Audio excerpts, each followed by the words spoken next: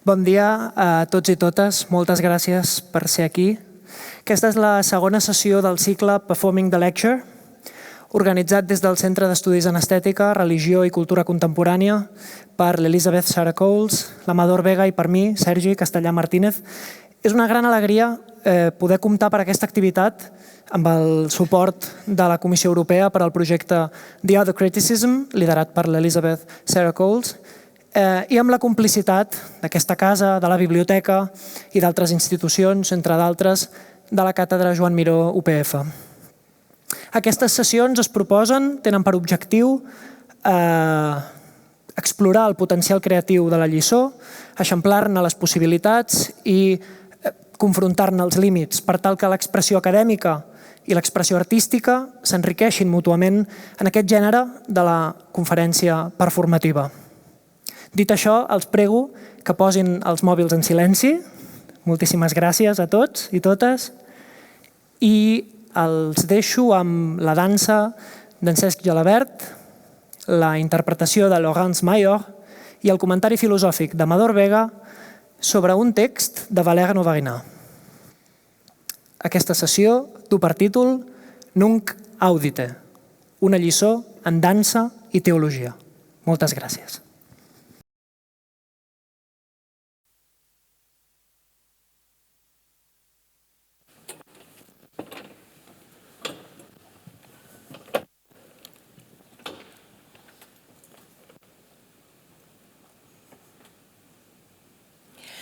Nunc audite.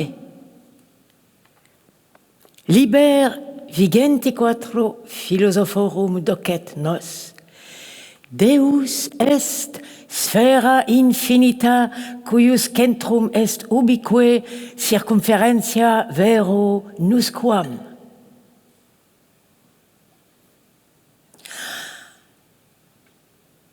A lanus de insulis docet nos, anc definitionem transferes, énonciat, Dieu est une sphère intelligible dont le centre est partout et la circonférence nulle part. Ambroise de Milan note que rien n'est plus propre à Dieu que d'être toujours. Bossuet expose que Dieu est celui en qui le non-être n'a pas de lieu.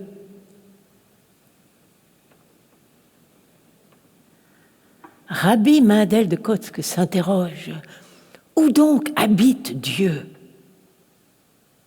Dieu gîte là où on le laisse entrer.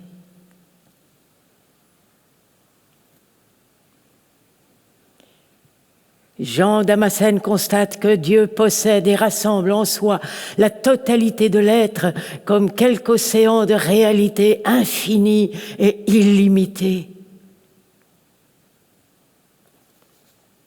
Leibniz affirme que Dieu est le fulgurateur des monades. Parménide précise que Dieu est exempt de tremblements et dépourvu de génération. Denis l'Aréopagite conseille de nommer Dieu d'un sobre silence.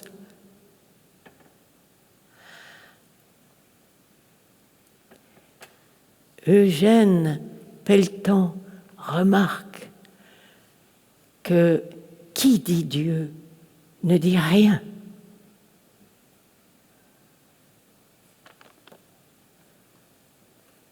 Les cadrans solaires nous enseignent que la lumière est l'ombre de Dieu.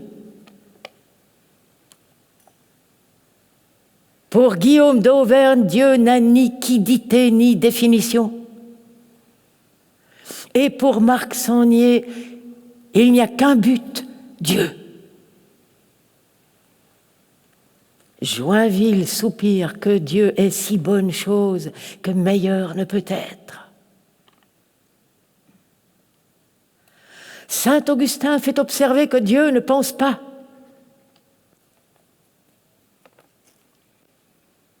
Aux yeux de Platon, Dieu est invisible et amorphe.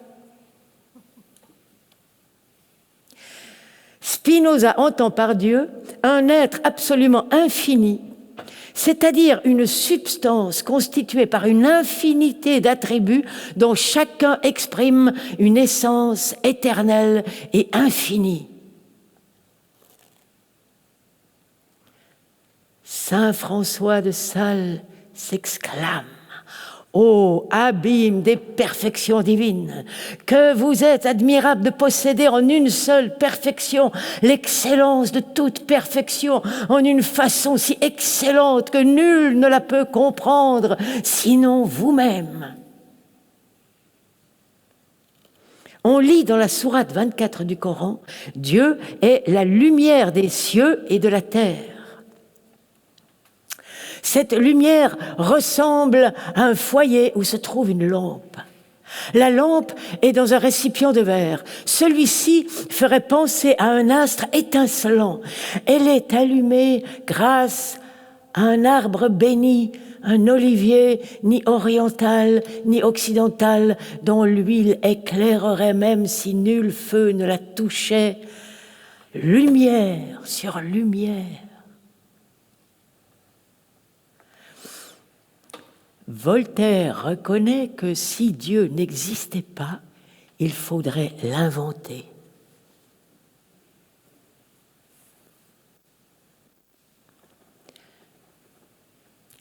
Archilaos pense que Dieu est air et intellect. Saint Paul promet que Dieu sera tout en tous. Rumi avoue, celui-là, dont la beauté rendit jaloux les anges, est venu au petit jour et il a regardé dans mon cœur. Il pleurait et je pleurais jusqu'à la venue de l'aube. Puis il m'a demandé: de nous deux, dis, qui est l'amant? Hegel avance que Dieu se révèle dans l'histoire. On apprend dans le traité Baba Batra du Talmud de Babylone, la Shrina est en tout lieu.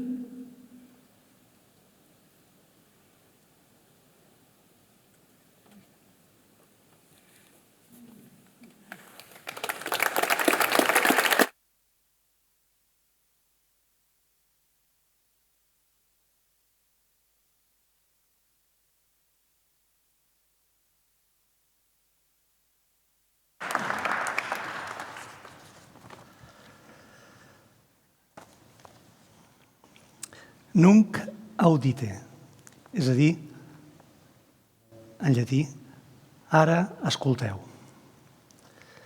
Una lliçó acadèmica, sempre és una lectura, d'aquí ve la paraula lectio. Però aquesta lectura no només es fa o no només es pot fer sobre un text. El gran Sant Agustí, el filòsof del segle IV, ja va dir que llegim perquè no sabem llegir. Aquesta és la raó per la qual nosaltres explorem com es pot llegir més enllà del text escrit, o comptant amb el text escrit, però sobretot també amb la veu, com ha fet l'actriu meravellosament Laurence Major, i el cos, com ha fet el nostre amic Gelabert. Fa molt de temps que ens preguntem pel paper de les facultats en l'estudi de les humanitats, per exemple. Les facultats, quan parlem de facultats, no estem parlant només de les divisions dels sabers, com es coneix, per cert, el cos universitari. Moltes vegades hem oblidat que quan es parla de facultats és perquè els filòsofs medievals havien dividit els diversos nivells de coneixement entre les facultats superiors, allò que avui en diríem la ment, i les facultats inferiors, és a dir, les sensacions. Fins a un cert moment, l'estudi d'aquestes dues facultats, és a dir, de les funcions del coneixement, tant del coneixement sensible com del coneixement intel·ligible, anaven plegades, perquè hi havia la confiança de que tot és una unitat. Amb l'aparició del racionalisme cartesià i el dualisme entre cos i ment, no només els filòsofs van deixar de creure que en efecte la ment tenia alguna cosa a veure amb l'esperit, sinó que les facultats, és a dir, els programes d'estudi i també els edificis s'havien de fragmentar, que ha estat la nostra realitat. Per tant, quan parlem de facultats, no només parlem de la facultat de dret, de la facultat de filosofia, de la facultat de lletres, de la facultat de ciències, sinó que estem parlant de les facultats humanes. Nunc audite. Ara escolteu. És la primera crida del mestre, no? Del que fa la lecció. Escolteu. Escolteu, doncs, perquè la veu és la que ens ha d'introduir en aquestes qüestions, en aquest cas, un seguit de definicions com si fos una lletania, no? Avui diríem també amb una forma màntrica, no? Una oració. No podem oblidar que la filosofia, com ja va dir Plató, no és només la interpretació dels textos, sinó que la filosofia, cosa que hem oblidat molt sovint, la filosofia és també doxologia. La paraula grega doxa no només vol dir opinió, sinó que vol dir celebració. És a dir, que la filosofia celebra d'una forma hímnica, quasi bé, com diu Plató al Menó, litúrgica. I per tant, en les lliçons, en gran part, hem oblidat aquesta dimensió de celebració, de goig, no? De la paraula, però que no és només la paraula, sinó que és la paraula conjuntament de forma cordial, és a dir, de la paraula que se sent i s'expressa també a través del cor, i com aquesta paraula necessita les facultats intel·lectuals per fer-ne una interpretació conceptual, abstracta, especulativa, i també la resta de les funcions sensitives. Quan parlem de concepte, quan parlem dels conceptes de la filosofia, molt sovint pensem que es tracta d'una funció merament abstracta. Abstracta vol dir separada. Però si penseu bé, concepte i concepció, òbviament, comparteixen una familiaritat, no? I allò que concep el que pensem, pels filòsofs fins al segle XIII-XIV, no es concep per la ment, sinó que es concep com es conceben els nens al ventre. És a dir, que l'autèntica comprensió, com diu el mestre Eckhart, és un engendrament. És a dir, la paraula ha de ser, això ve de la tradició cristiana, neoplatònic, òbviament, la paraula ha de néixer a l'interior de l'ésser humà. I el mestre, el professor, no és més aquell que transmet aquesta paraula.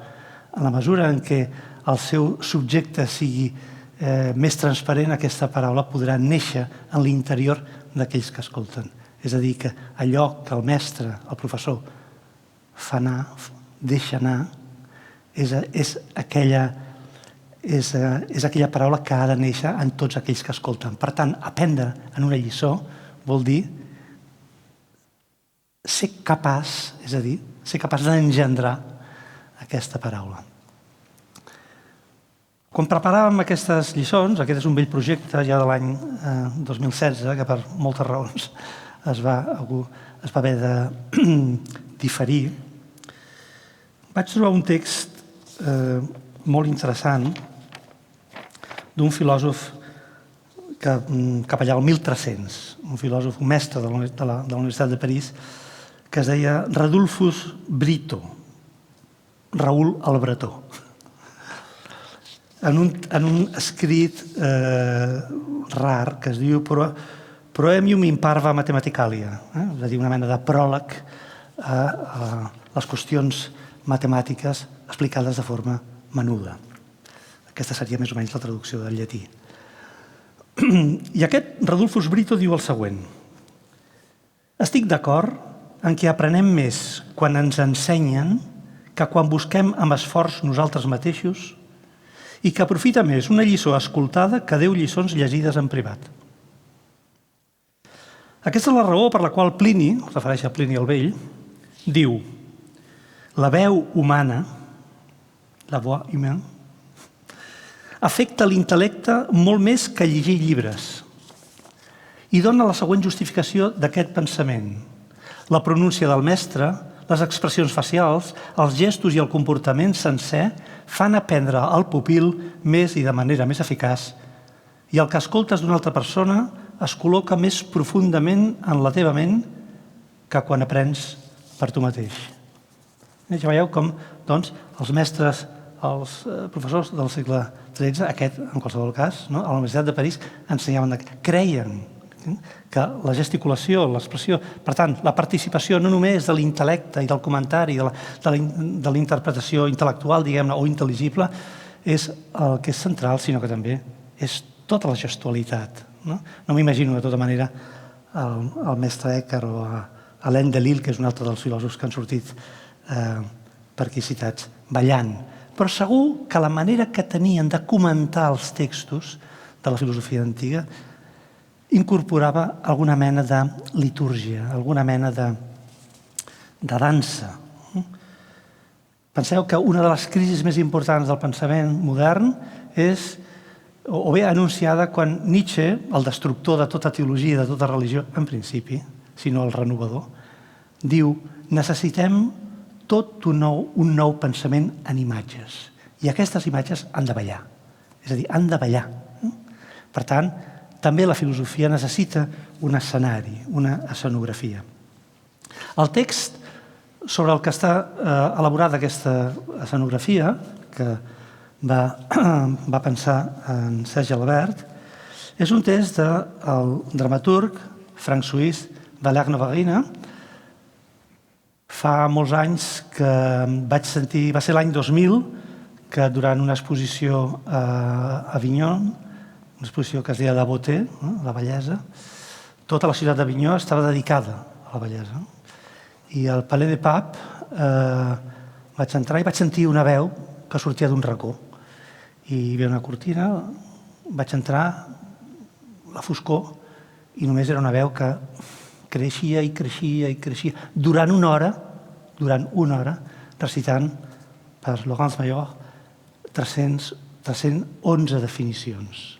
Forma part d'una peça de teatre que Novarina va estrenar a Avignon, que es diu La chair de l'homme, i que dura 3 hores i pico. I tota una hora és una recitació a peu dret de l'actriu. Aquí no ho hem pogut fer així perquè es tractava, òbviament, d'incorporar altres elements i fer com un proemi.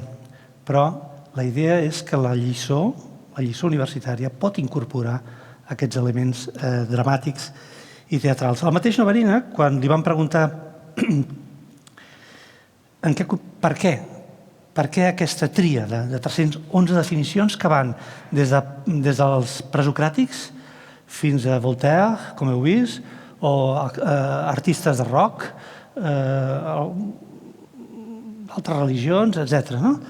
Va dir, és com un herbari. La tria és com un herbari, sense ordre en la disposició. La casualitat en la qual les diferents definicions apareixen una al costat de l'altra es deixa sentir en els seus significats de forma imprevista. L'alè de la lectora es converteix en partitura, la partitura d'un actor. La primera de les definicions que heu sentit, ho heu sentit en francès, després ho farem en català. La primera de les definicions que heu sentit, que és en llatí,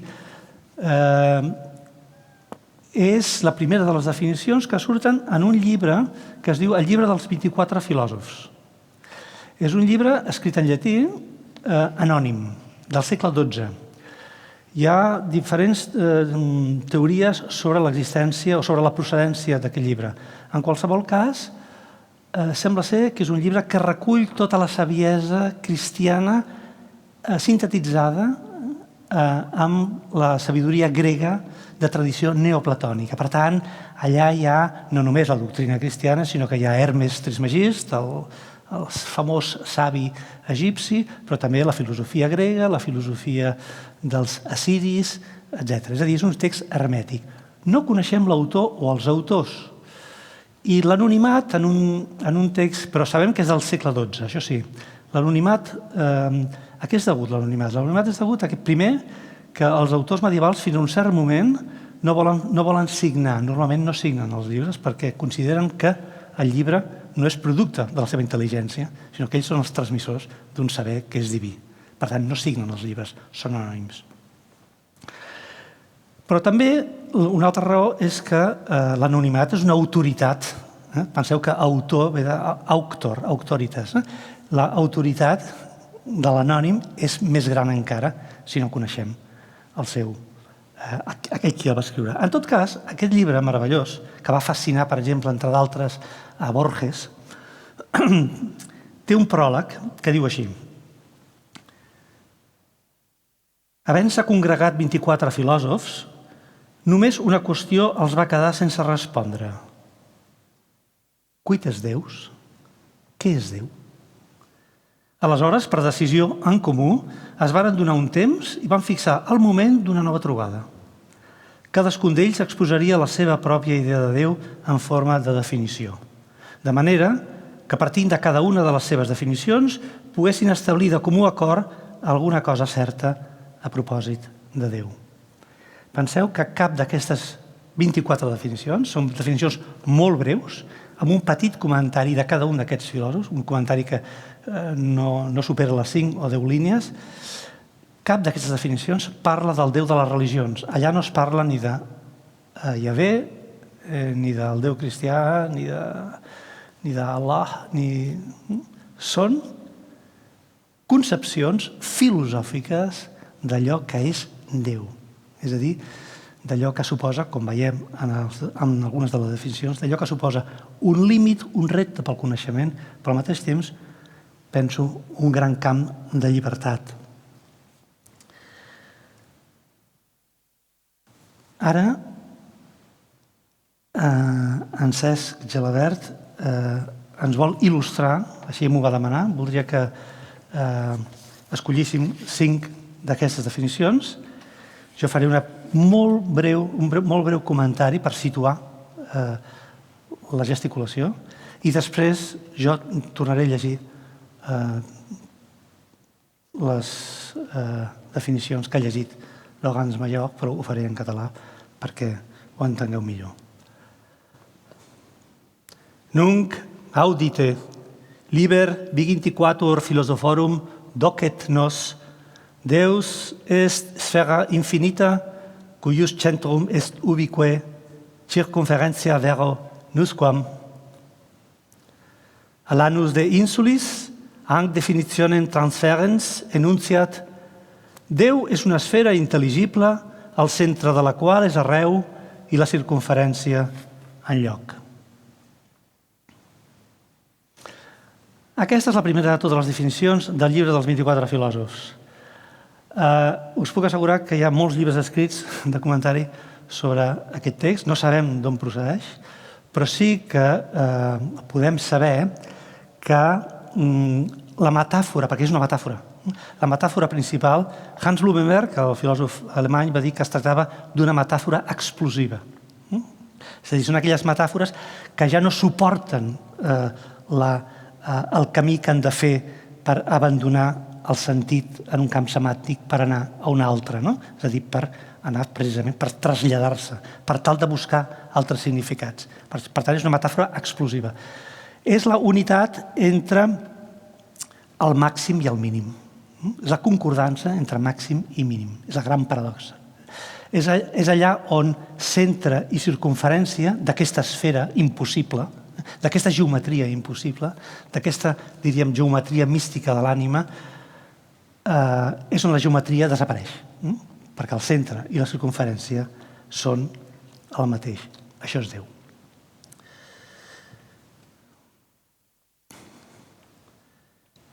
Rabí Mendel de Kotz es pregunta on llavors habita Déu? Déu es troba on se'l deixa entrar.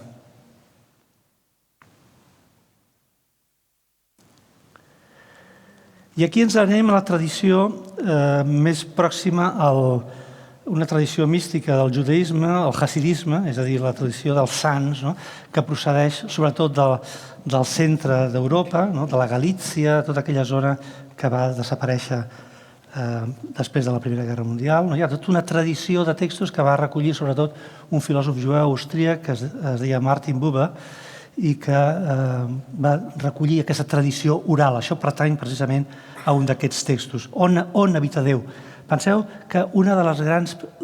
la gran pregunta del místic no és què és Déu, quid és Deus, sinó ubi, on és Déu? On? El lloc. És la gran obsessió dels místics tant del cristianisme, del judaïsme com de l'islam. I ara anem a una definició, ja al 17, del gran matemàtic i filòsof alemany Leibniz. Leibniz afirma que Déu és el fulgor de les mònades. Com bon matemàtic, Leibniz pensa en Déu com allò que il·lumina la mònada, mones, no? És la unitat, no? És com l'àtom. No? I com diu Leibniz, sense finestres. No té finestres. S'assembla d'alguna manera a l'esfera de Parmènides. No? És una cosa compacta, que no té finestres. Però, en canvi, Déu és el fulgor de les mònades. És allò que resplendeix, que fa resplendir precisament a la mònada, no? Aquesta unitat mínima de la realitat.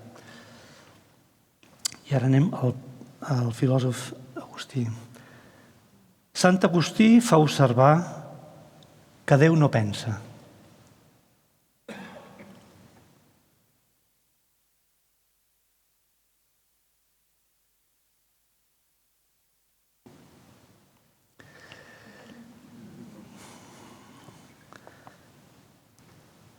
Nosaltres tampoc podem pensar res sobre Déu. També Sant Agustí va dir: si creus entendre el que és Déu, és que no és Déu. Inaugurant tota una tradició del que s'anomena la teologia negativa. I ara anem a Voltaire. Voltaire reconeix que si Déu no existís, caldria inventar-lo.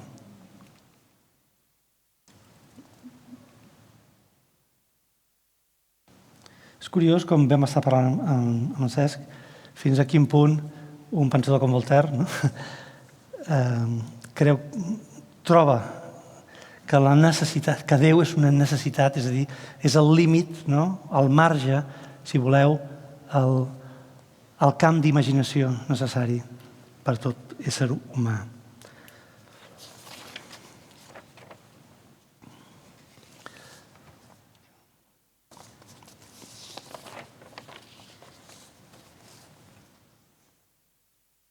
Nunc audite, liber vigintiquatur philosophorum, docet nos, Deus es sfera infinita, cuius centrum es ubique circumferentia pero nusquam.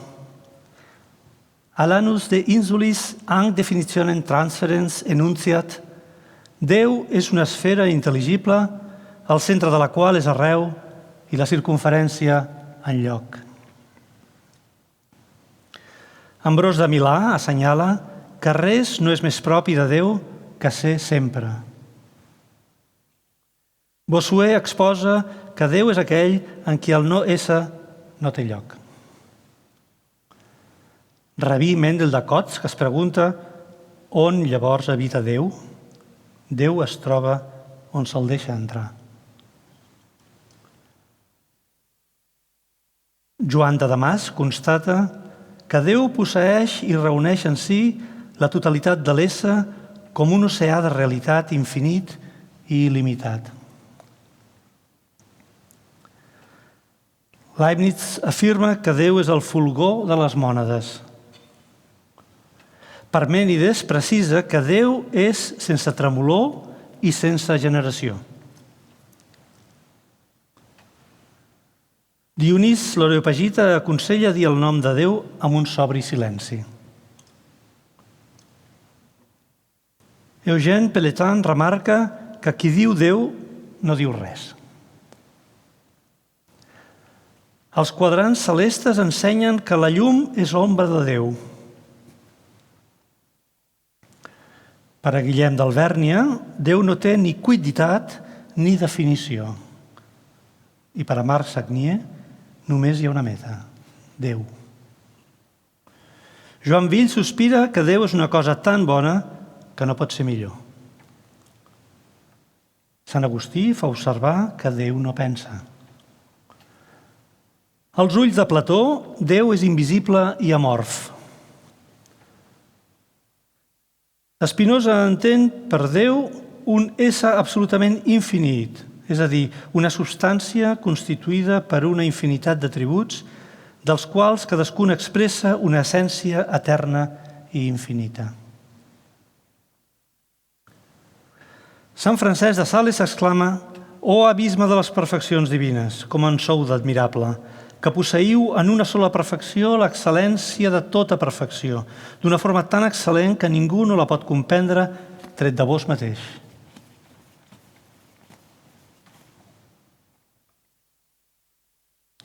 Llegim a la sura 24 de l'Alcorà: «Déu és la llum dels cels i de la terra. La seva llum s'assembla a una fornícula on hi ha una llàntia. La llàntia és en un recipient de vidre que faria pensar en un astre rutilant. És il·luminada gràcies a un arbre beneït, una olivera, ni oriental ni occidental, l'oli de la qual faria llum fins i tot si no el toqués cap foc. Llum sobre llum». Voltaire reconeix que si Déu no existís, caldria inventar-lo.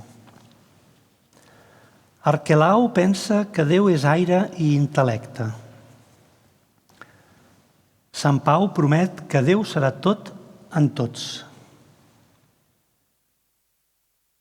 Rumi, al quartet 143, confia: «Ell, la bellesa del qual fa engelosia als àngels, ha vingut amb l'aurora i has guardat dins el meu cor.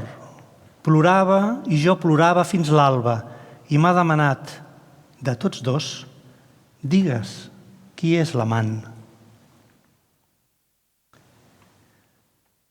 Hegel avança que Déu es revela en la història. Aprenem en el tractat Baba Batra del Talmud de Babilònia que la Shekhinà és arreu.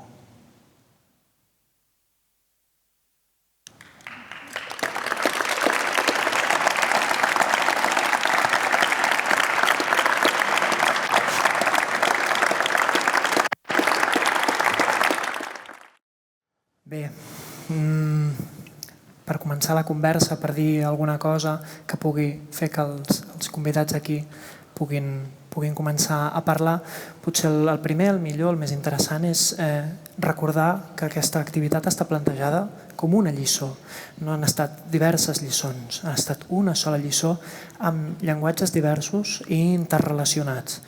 I a més d'això, també ens fa pensar això, que el text, diguem-ne, original, per començar, de Novarina, també està format per paraules manllevades d'algú altre, que ens permetrien de preguntar-nos quines són les paraules originals en aquest text i quina és la funció que compleixen. Aleshores, potser havia pensat, potser pel Valer, fer una primera pregunta de quin és què en pensa del context primer d'aquestes paraules i com ha vist aquesta interpretació o aquesta variació dels noms de Déu, que potser, si li vols dir tu, o si vous nous pouvez parler de l'origine de cet nom de Dieu et de cette variation ou interprétation que par la danse, par le mot et par le commentaire philosophique nous a été offert aujourd'hui.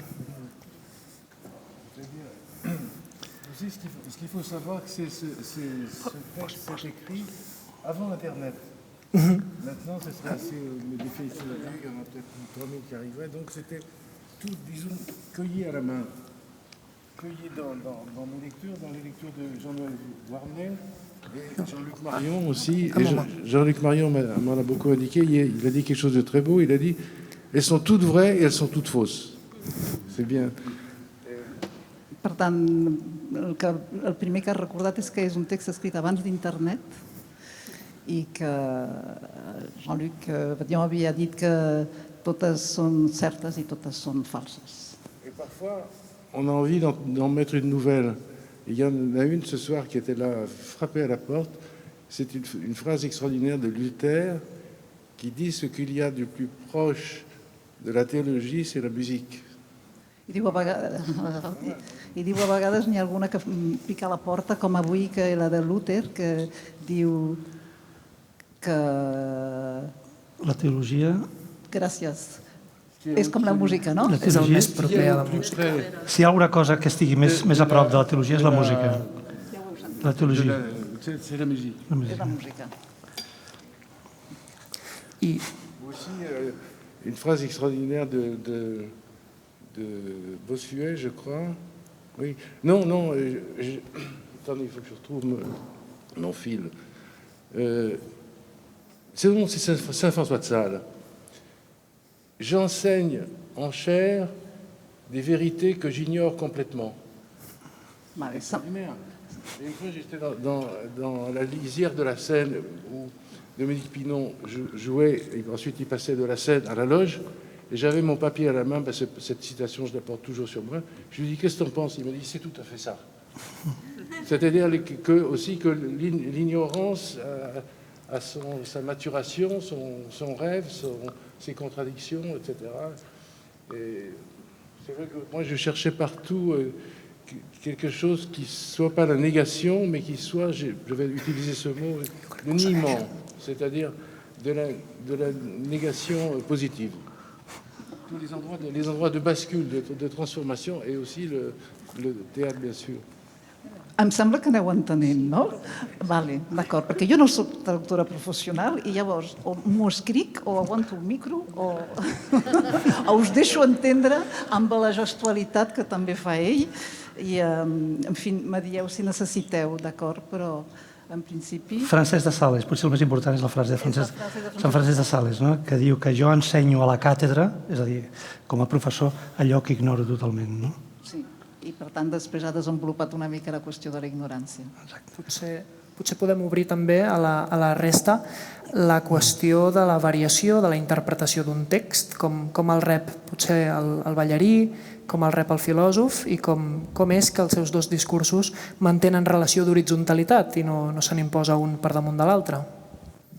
Bueno, doncs ara parlo jo una mica.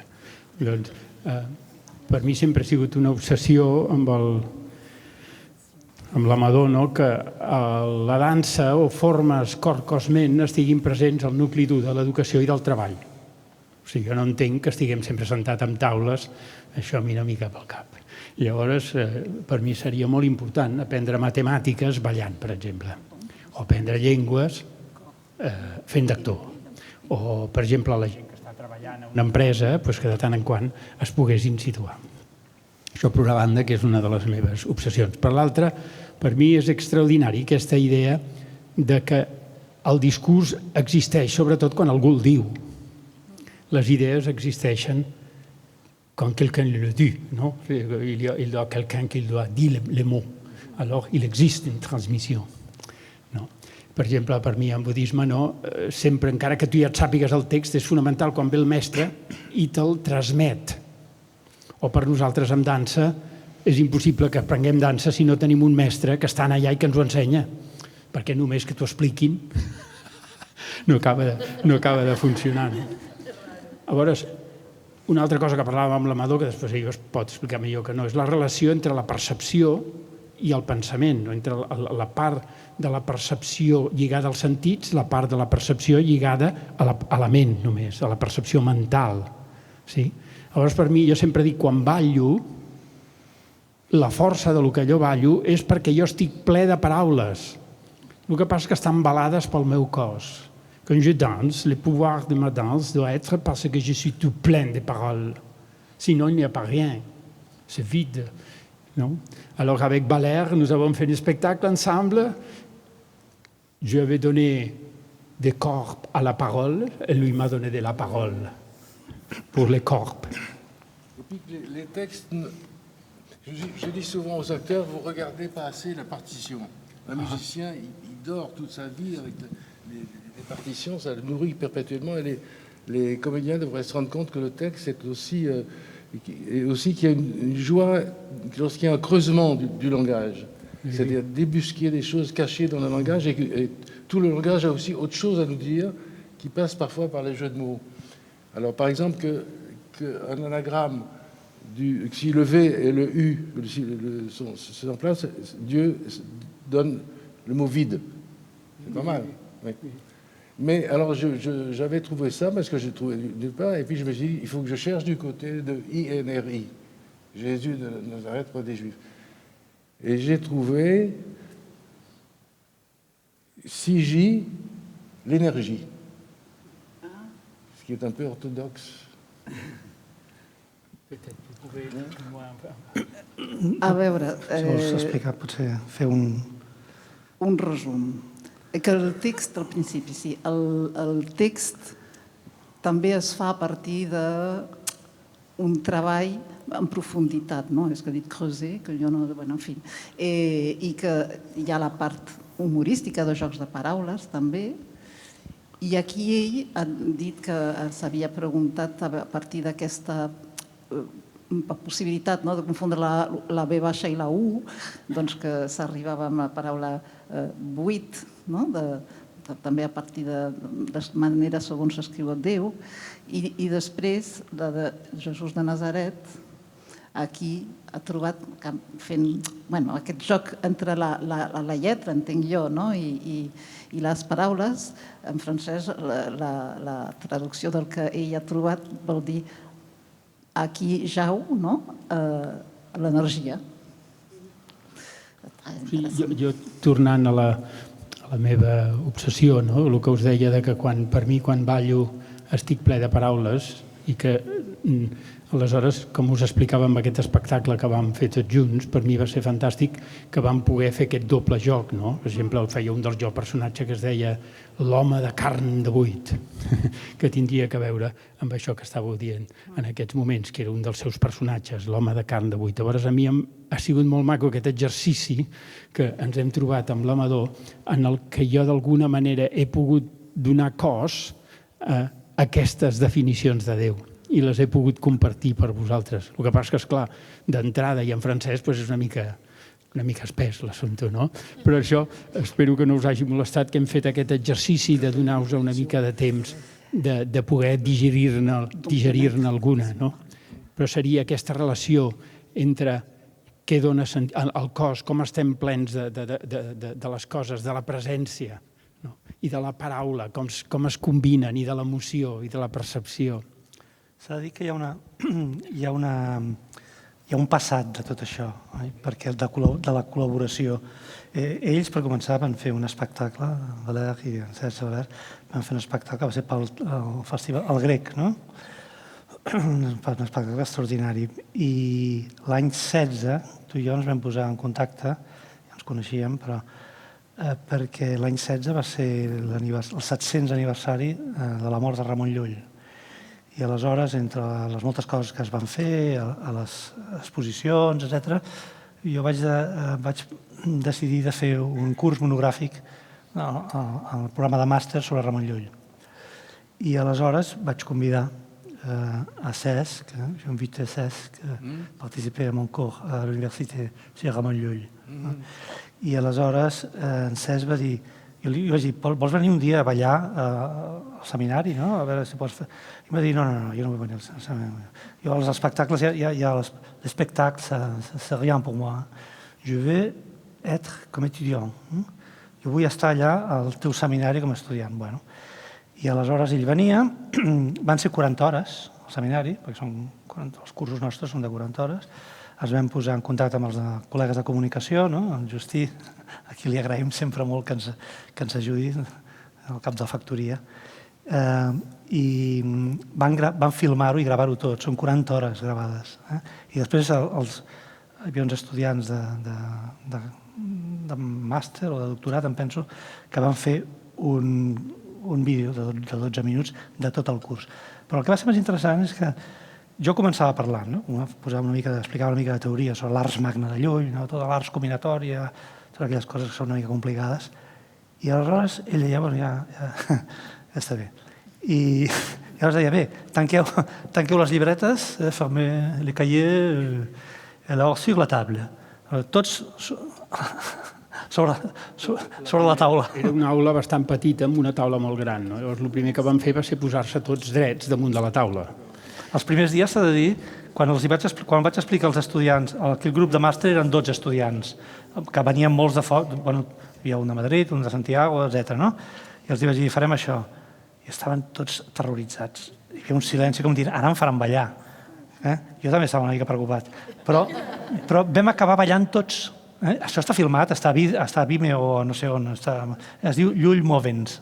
Són 12 minuts, va guanyar un premi. I era una classe, és un curs que vam fer. També de tant en tant vam convidar un psicoanalista que ens va venir a parlar. Però el curs sempre era... Recordo que un dia li vaig dir al Cesc, fem una cosa, fem un experiment. Repartim les categories aristotèliques. Sí, vull dir, tu ets el ubi, tu ets quan, tu ets lloc, tu ets... etc. I tots ells, i ell va preparar una coreografia i cada estudiant deia on, quan, de quina manera, en relació a què. Extraordinari. Recordar, em va sorprendre a mi que els hi costava memoritzar. Això em va sorprendre. Sí, es van enfadar molt. Ho vaig trobar molt raro, jo. Els estudiants no memoritzen, dic, me temo que no. Sí, a vegades diuen que els ballarims som analfabets, però dius, escolta... No, però llavors em va agradar molt forçar-los i llavors per mi era molt maco això, que estaven damunt d'una taula i tenien que recitar una frase de Llull, no? Però per mi l'interessant és que com podem estar estudiant Llull i no viure Llull? De què serveix això? De què ens serveix? Jo estava canviant-me aquí a la biblioteca del Trias Fargas i mirava tots els llibres, jo pensava tot el que ha llegit aquest home, però ho he llegit. De què ens serveix estudiar tant si no ho vivim?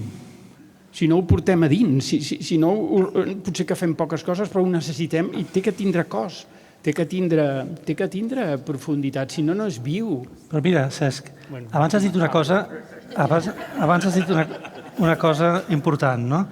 Que per parlar de tot això sempre s'ha de fer servir el verb percebre, és a dir, la percepció, que és un gran tema de la filosofia, almenys de la fenomenologia.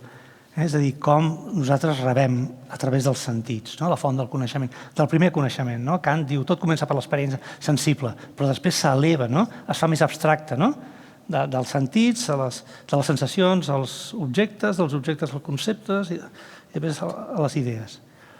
Però a l'hora de definir aquestes idees i aquest nivell superior d'intel·ligència, René Descartes no va tenir més remei que fer servir, va inventar un neologisme, sembla ser, els francesos creuen que el van inventar ells, que es diu apercevoir, és a dir, a percebre.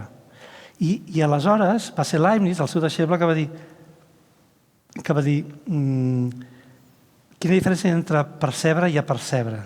Diu, la primera seria una percepció exterior dels sentits i la segona seria un apercebiment interior.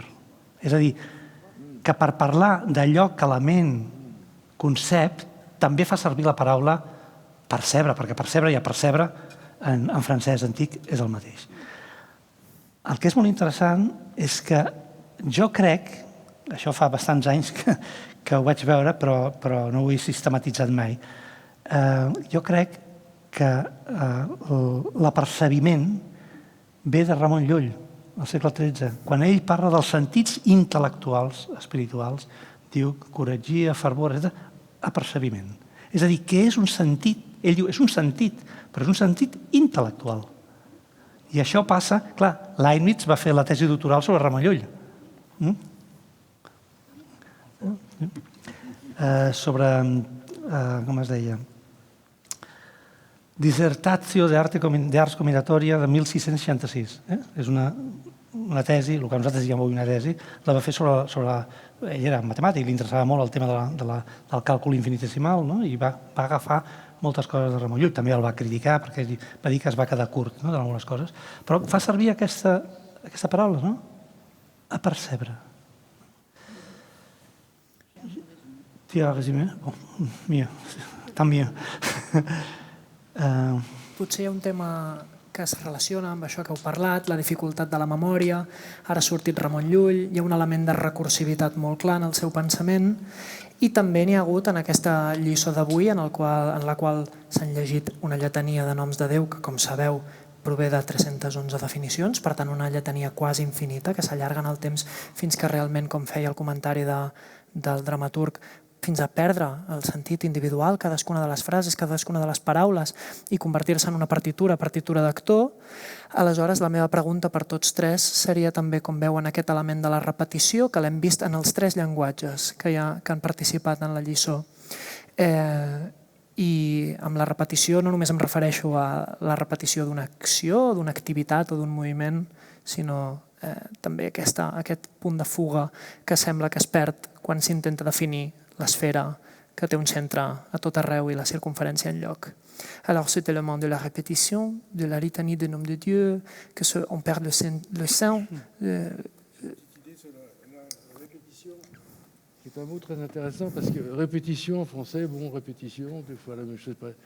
Veränderung en allemand, c'est très beau et on voit qu'il y a de l'autre, autrement, du verbe autrer, une sorte de métamorphose. Pour moi, par exemple, j'ai trouvé a été très bien de le pouvoir faire 2 fois aujourd'hui. Nous l'avons fait 2 fois. Et ce qui m'intéresse, c'est que vous l'avez regardé 2 fois. Ça, c'est ce que m'intéresse du tout. Perquè per mi, si vous ne voyez pas l'art, si vosaltres no veieu art, per mi l'art no existeix. Seulement, s'il voit art, tout elle, voit art, il fait art avec ce qu'il dit au début, et l'art existe. Aleshores, per mi em feia una mica de por, però m'ha agradat la idea aquesta d'atrevir-me a repetir-ho. Ho heu vist 2 cops. O sigui, un en francès, un fa en francès, una vegada en català, i a sobre us n'hem posat algunes entremig.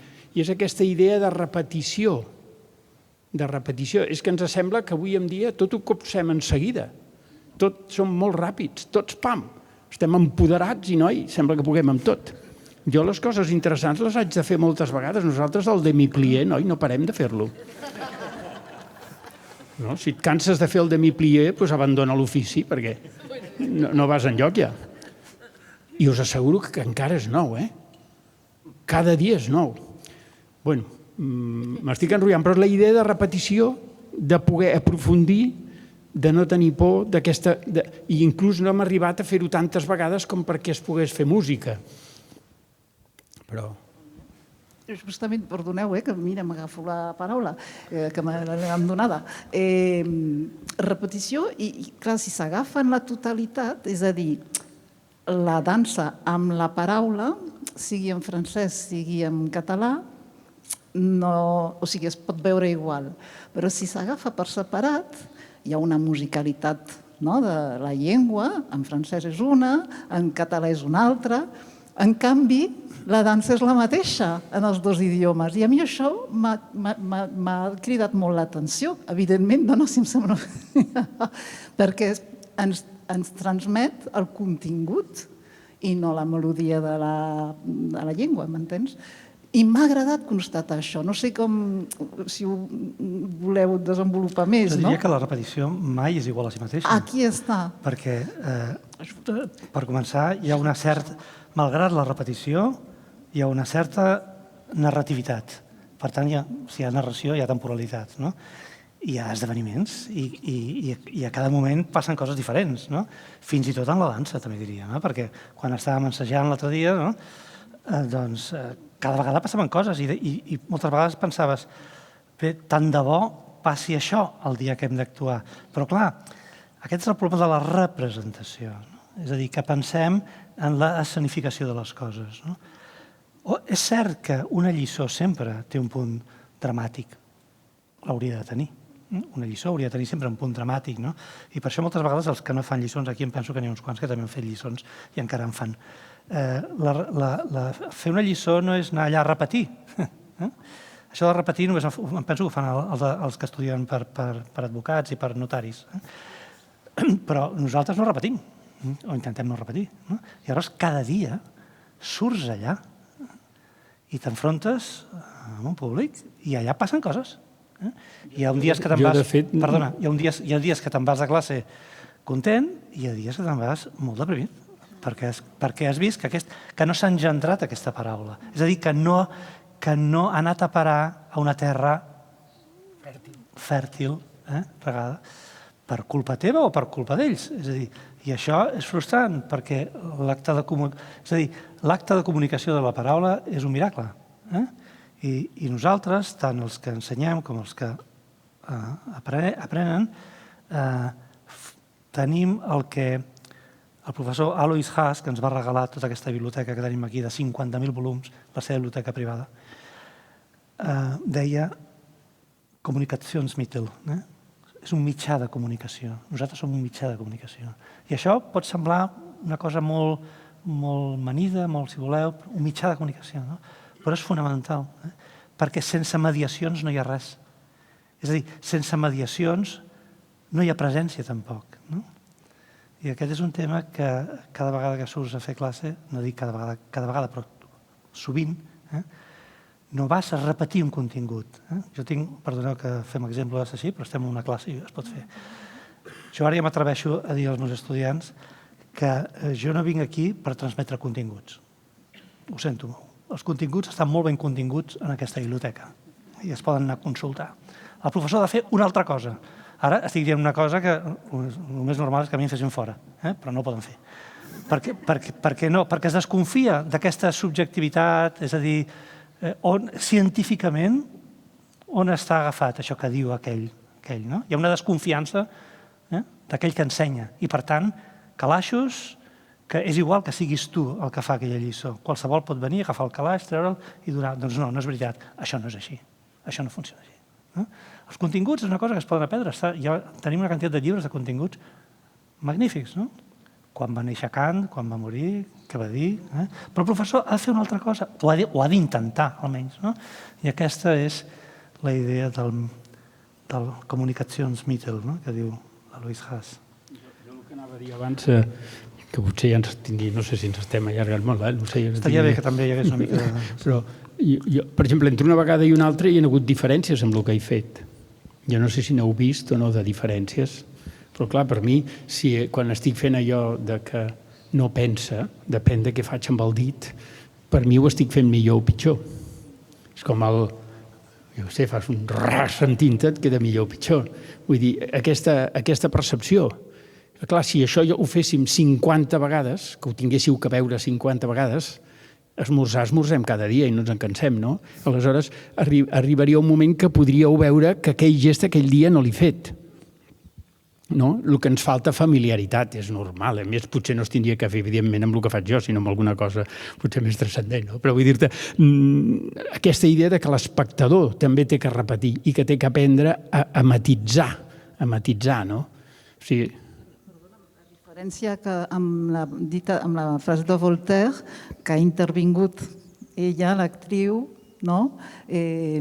justament perquè diu s'hauria de crear, no? Clar, hauria de crear una altra. Jo he pensat, mira que bé, que intervé l'altra quan amb aquesta frase. I després, en català, això l'Amador no ha fet el gest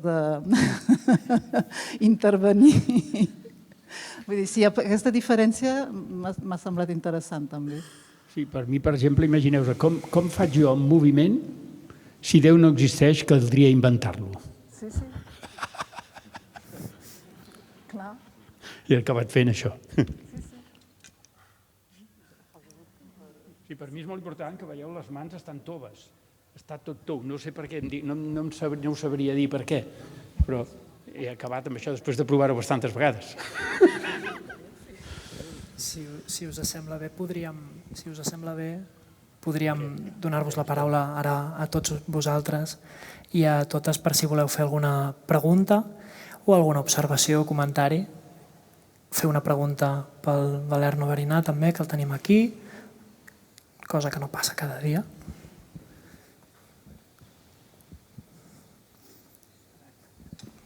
Què, s'anima algú?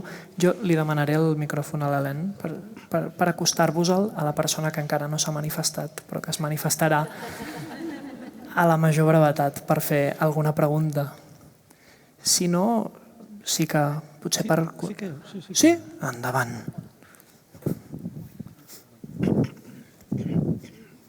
Ja és encès. Bona tarda i congratulacions per tot plegat. És per trencar el gel, perquè no quedar un públic mut, no? Sí. Però parlant d'aquesta meravella de donació que va fer el senyor Hassa a aquesta biblioteca, que és l'escenari perfecte per el que heu fet avui, jo recordo que quan va venir aquí a Barcelona, ja fa anys, va fer una entrevista a la premsa i li van preguntar la pregunta que es feia aquí, a l'escenari,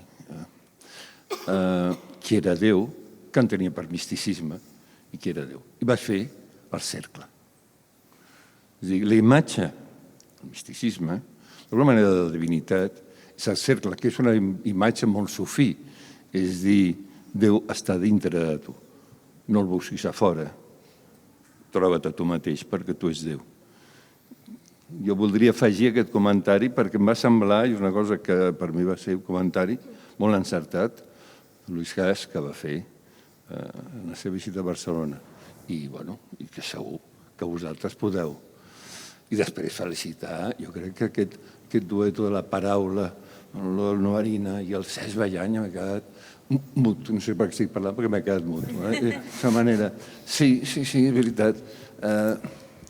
Hi ha un poeta meravellós, que és el Foix, que diu és quan dormo que hi veig clar. Jo quan veig el Cesc Ballà hi veig clar. Gràcies. La qüestió del moviment i de la circularitat de la teva dansa també és interessant en aquest sentit.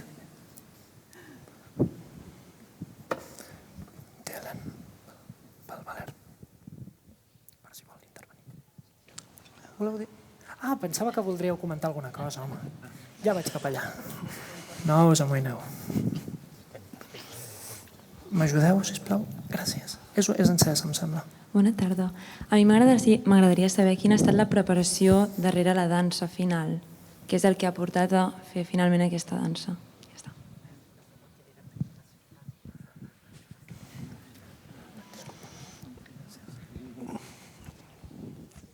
Curiosament, amb això estava a Berlín jo, i un dia, no sé per què em va agafar la dèria, vaig agafar aquest text meravellós de la Laurent, que jo l'he sentit mils de vegades, perquè me l'he posat a casa molts cops, i llavors vaig fer una improvisació precisament a l'habitació on tenia la biblioteca el nostre amic on estàvem vivint a Berlín. I no sé per què em va sortir una cosa que vaig trobar interessant i la vaig gravar, per sort, ho vaig gravar. Llavors, a partir d'això, entre altres, moltes altres coses que han anat passant, com explicava l'Amador, perquè aquesta idea que volíem de poder incloure tot això, li vaig ensenyar, a ell li va agradar, i llavors vam començar a veure, carai, quin repte, com poder posar en moviment definicions de Déu, que ja em semblava el colmo-mi, no? I aleshores, a poc vam anar arribant, això, entremig vaig fer l'espectacle amb el Valert, si no, potser no m'hagués atrevit, però vull dir, ha sigut un procés d'ajuntar totes les coses, de que no estiguem separats, hem d'evitar el cos amb l'emoció i la ment. I després han sigut hores ja d'anar-ho posant. Avui me n'han donat una de nova, una definició nova que no havia treballat, que era la dels àngels, i que una mica l'he improvisat. Però l'important per mi és que les coses les visquim, no poden ser intel·lectuals, han de ser experiències vitals. I a més, també, el que és interessant és que quan un llegeix aquest llistat, el que és important és primer haver-lo sentit. Aquesta és la raó per la que hem començat quasi bé. De fet, allò que hagués estat ideal és com el dilluns passat, al CDCB. Començar i no dir res, és a dir, sense cap ni bona tarda. Però clar, sent en francès, també que el públic no sàpiga ni de què va tot allò, o en principi pugui no saber-ho, també em semblava una mica dur. Però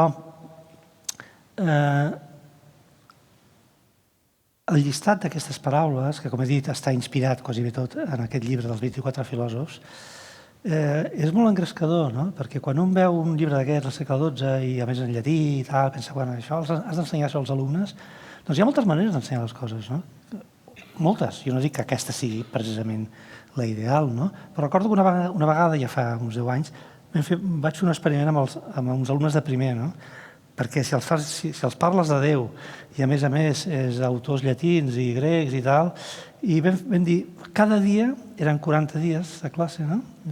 Cada dia farem una definició. I llavors, no heu de llegir res més, només aquest llibre, no? I cada dia una definició. I arribàvem a classe, primer, jo l'escrivia en llatí a la pissarra, és igual si ho entenien o no entenien, perquè la llengua, encara que no l'entenguis, no? Hi ha pictura, no? Hi ha imatge, no? I després van començar a buscar, no? És igual, Ambròs de Milà. Qui sap qui era Ambròs de Milà, el mestre de Sant Agustí? Doncs per la biblioteca, que tenim una biblioteca meravellosa que ens va regalar el Haas, doncs cadascú com fent la petita enciclopèdia, no? I això d'alguna manera fa que l'estudiant no tingui por, no? És a dir, pensa, bueno, hauria de saber tantes coses abans d'arribar al segle... No. Hi ha una part coreogràfica del pensament. Nosaltres tampoc... Hem anat a parar textos així una mica també, com diu ell, és un herbari, tot està allà, és una rossassa, diu ell, no? És molt bonic, no? Perquè una definició il·lumina l'altra. És com quan vas a una biblioteca. Ara ja al món digital això ho ha canviat molt, no? Però jo recordo quan era estudiant i anaves a aquelles llargues biblioteques, no? I anaves a buscar un llibre amb el paperet i 3, 4, J, no sé què. I mentrestant, abans d'arribar allà havies trobat una quantitat de coses que no arribaves mai, potser, que t'interessaven i estan posades al costat de l'altre segons un ordre, en principi, coherent, no? Però que pot ser molt arbitrari, no? Per tant, i això és el bonic de l'experiència de la biblioteca, no? I quan el professor Alois Haas, permeteu-me que us parli d'això, perquè vam escollir aquest escenari perquè per nosaltres és molt important, no? Jo recordo que quan ell tenia els llibres a casa seva, a Suïssa, el tenia en 3 cases, recordo que una vegada quan em va dir vols la biblioteca? I clar, per mi, que em dedico a aquests temes, vaig pensar, no, quin horror, què farem amb això, no? Perquè en aquell moment eren 30.000 llibres. Però només de veure com treballava algú com ell, no els tenia classificats per temes o alfabèticament, els tenia classificats com per taques, no? Temes, potser sí temes, no? Per exemple, recordo que tenia 2 habitacions plenes amb uns cartells que posava la sang. I tot eren des del punt de vista antropològic, teològic, filosòfic, artístic. I penso, no sé mica el que volen fer les escoles ara, algunes ja han començat a fer-ho, no? D'estudiar no per biologia, matemàtica, història de l'art, sinó un tema, no? I a partir de la sang, doncs bueno, no sé, Rothko o Tintoretto, però també coses de biologia o de medicina.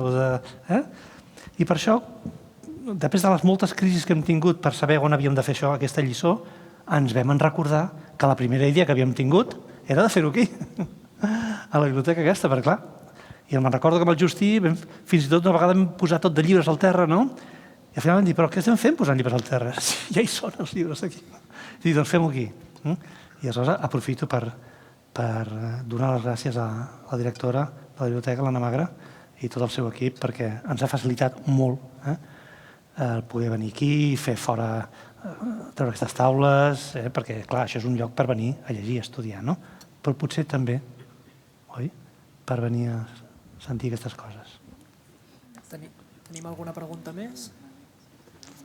Endavant, en tindríem encara una. Sergi, allà n'hi ha. On m'has dit? Allà em sembla que hi ha una pregunta. I allà una altra. Aquí, allà al final. Ara mateix.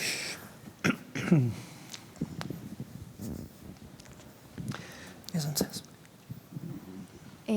Bueno, hola, m'ha agradat molt l'acte en general, ha estat molt bé i tot el que heu dit és molt interessant. Moltes gràcies per l'esforç que heu fet.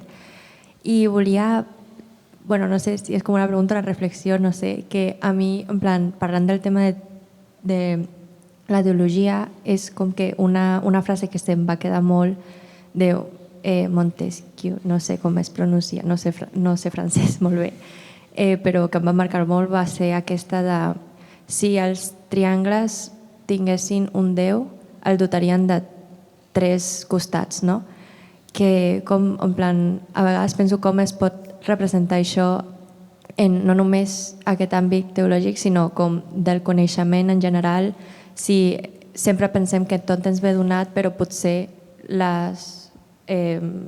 els coneixements que tenim són més una reflexió més dintre nostra, o fins i tot la dansa també. És que ens oblidem moltes vegades que la filosofia també, jo crec, la filosofia no és una teoria. És un greu error pensar que la filosofia és una teoria. Jo crec, és una opinió personal, no és una teoria. La filosofia té un punt creatiu, poètic també, no? Això no li treu rigor, no li treu mètode, perquè què és un poema?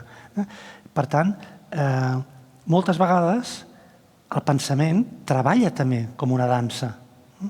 I aquest esforç per fer pensaments que tinguin una representació plàstica, sobretot geomètrica, això ve de Plató, una representació geomètrica és fonamental per poder entendre el que està la teva reflexió, que no és una pura especulació, que no és una pura abstracció. I per això jo crec que la filosofia està molt a prop també de les arts, i aquí és el que estem intentant fer, dialogar. Ens oblidem que Plató no va escriure tractats, va escriure diàlegs. Va escriure uns diàlegs. Jo per acabar m'agradaria dir, per exemple, per mi una paraula és una coreografia feta per un poble. Jo si no hi haguessin paraules, que jo no n'he inventat cap, no podria parlar, ni podria pensar. Aquestes no aclarim res, però estem posant... És com un conjunt, no? Ment, cos, cor, les coses adquireixen la cultura, tots desapareixem dintre d'aquesta transmissió, encarnem les idees, idealment per ajudar-nos uns als altres, etc. Penso, si us sembla bé, que podríem anar-ho deixant aquí. Us agraïm, en nom de tots ells, us agraeixo molt l'assistència.